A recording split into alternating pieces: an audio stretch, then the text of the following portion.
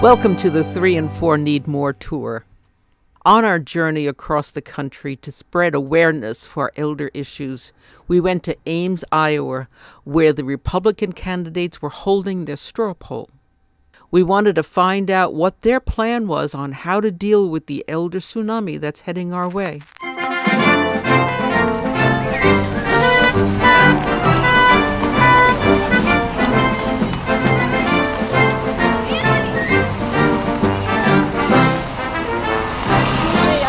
Ask you about now that let's go.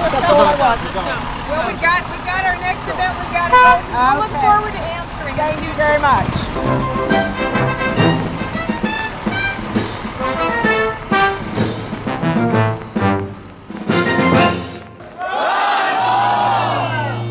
Who is it you want to hear right now? I give you my father, Ron Paul.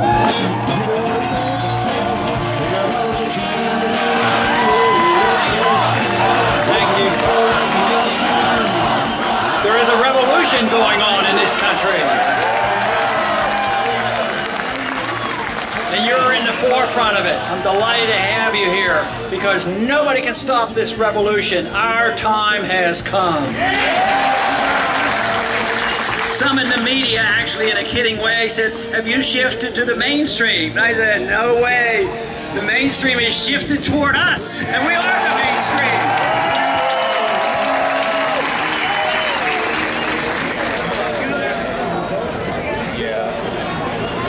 I'd like to shake their hand too. You can't do it unless you stop all that war and distribute the money here and take care of people all over. See, they took the Social Security and they've spent it. Right. And they spent it on the war. So you have to stop the wars so then you can live off what we're getting on the income, you know, from Social Security right now. You've got to change foreign policy. Everything is going to go down to two. Your Social Security will get, recipients will get checks. That's what I'm trying to stop. But you've got to keep spending some of the time. Well, I don't know if I can. Turn around. Maybe I'll do it on your... And she has decided she is totally devoted to Ron Paul. She will wave her hand. And she is Deputy Director of Ron Paul Coalition. Medical savings accounts. The government needs to get out of the way and provide the incentives. Thank you very much. Headed up the Homeschools Coalition. He's got some good ideas.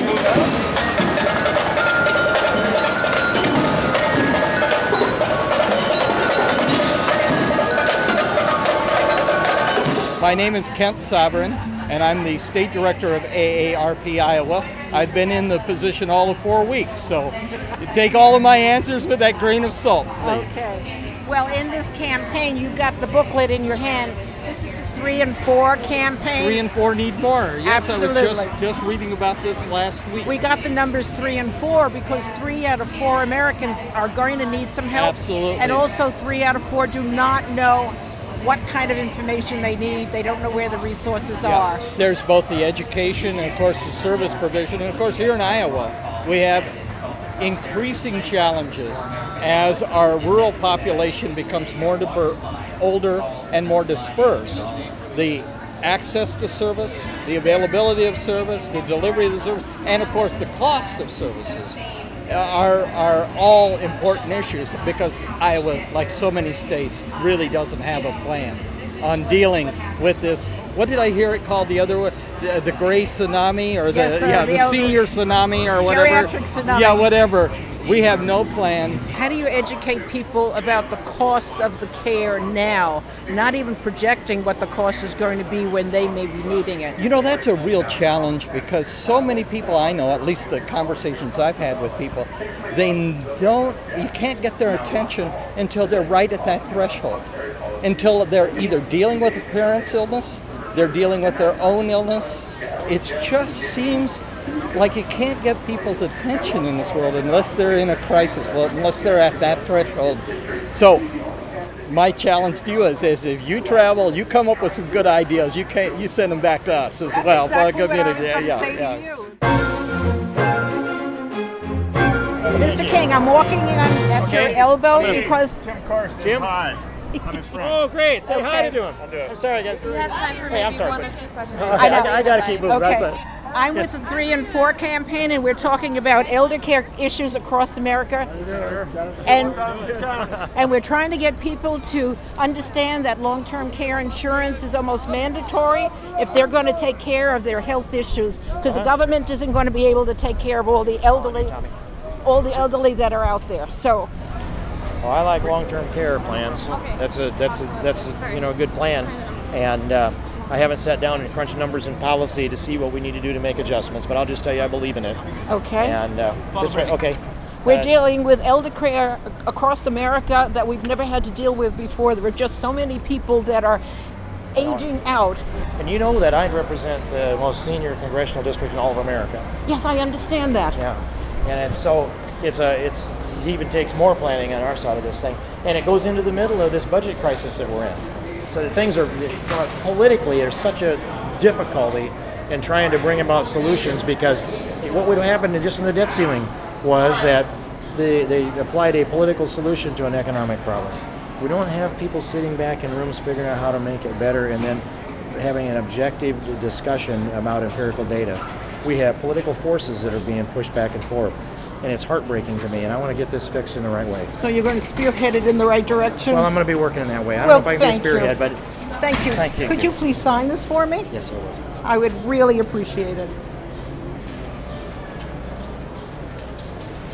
I Glad wish to. you well. Thanks for being here and Thank being part of you. this today. Thank you.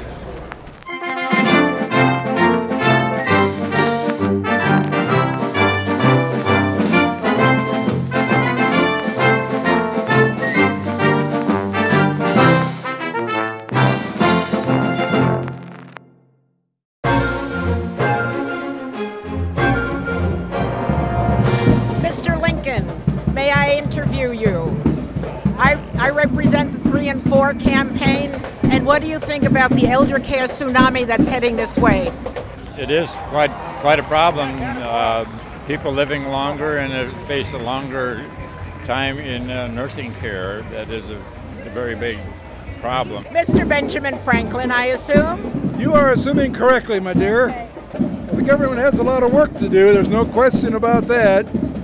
I don't know what the solutions are, of course, in modern times and all, but I think together, if they would just learn to work together instead of fighting so darn much, I think we'd be a lot better off. Oh, I think that's wonderful. A little more common sense. Take a little bipartisan out of the vocabulary of all those people, we'd be a lot better off.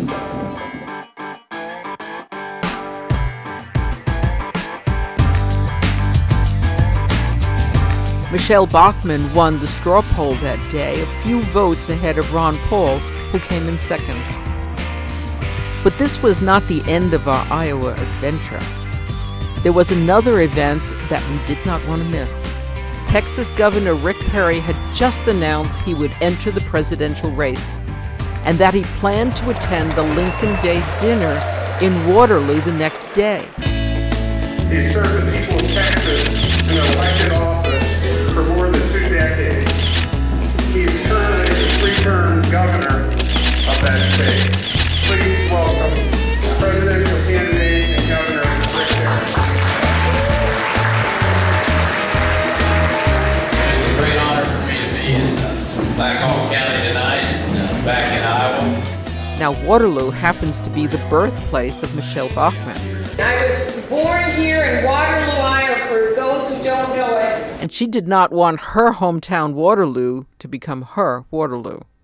So she took the stage in the Electric Ballroom later that evening. Everybody, it's great to see you. And Abe Lincoln, it's great to see you too.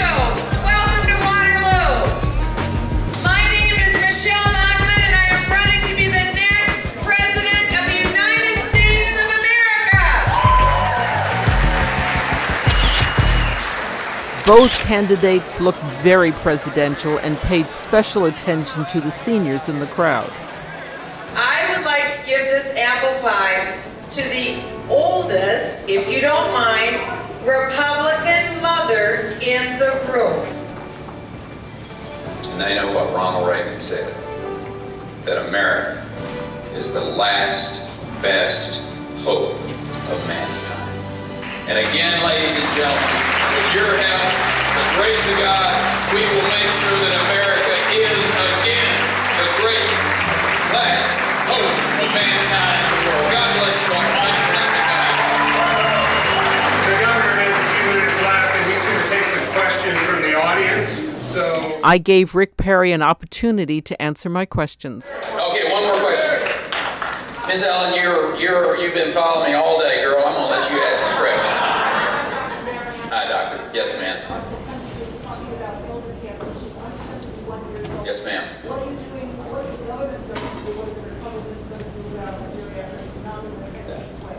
Well, obviously, I got an 86-year-old dad and a mom that's not that old. And my wife, again, is a nurse. Her dad is a old country doctor. And making sure that we have the programs in place, and particularly the educational programs. I will tell you one of the things that we've got to get serious about in this state or in this country as we get older is nutrition and the athletic side and exercise side. And truly, I mean, we got a diabetes issue in the state. We have a morbid obesity issue that is occurring in the state of Texas, and I suspect that other states are seeing it as well. And so keeping our populations as healthy as we can from the standpoint of preventative health care is going to make our issues dealing with geriatrics substantially easier as we go forward. So anyway.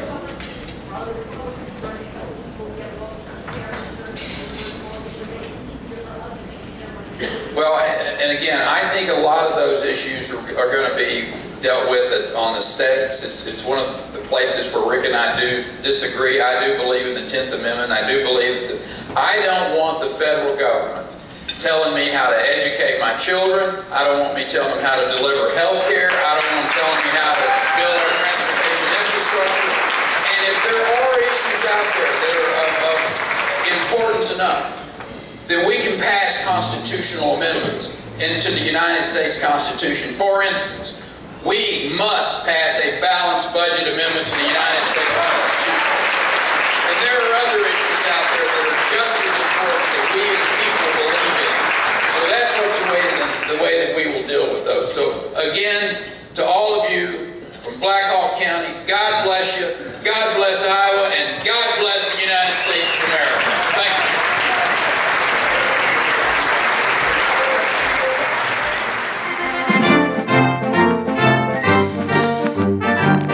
When Michele Bachmann signed my Dr. Marion t-shirt, she said she'd be happy to answer my questions at a later date. This has been a very wonderful day in Waterloo, Iowa. I got a t-shirt signed by Michele. I'll listen to her speech. And Perry, I got in front of the audience. I was the last speaker. And I got my question to ask. And all the other questions were programmed questions, but I decided that they have to listen and talk to me about elder care issues, and I won't be stopped. And that's all there is to it. And now we're all hungry. It's very late in the evening. We've been up since the crack of dawn, and I'm getting on my bus, and I'm going to find a restaurant in Iowa. 3 and 4 need more. 3 and 4 need more. 3 and 4